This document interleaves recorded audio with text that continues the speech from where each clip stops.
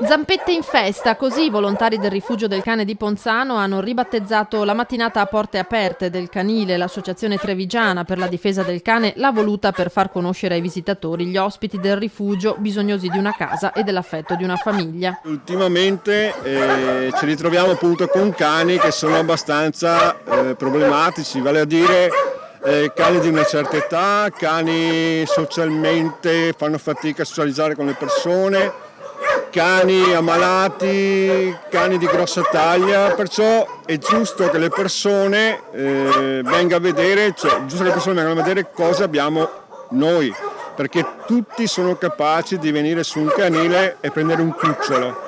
Gli abbandoni questa estate sono stati pochi, a riprova che la cultura del rispetto degli amici a quattro zampe sta piano piano crescendo. Fortunatamente abbiamo avuto poche entrate di cani, diciamo che le entrate che abbiamo avuto purtroppo sono sempre di cani problematici, nel senso cani che nessuno vuole, dico io. L'affidamento adesso non è più facile come una volta, ma anche per un discorso economico, perché quando vengono qua ti dicono, ti dici il cane è ammalato, loro ti dicono ma quanto costa curarlo, quanto costa mantenerlo. Ma chi porta a casa un cane deve sapere che ha bisogno di cure e attenzioni.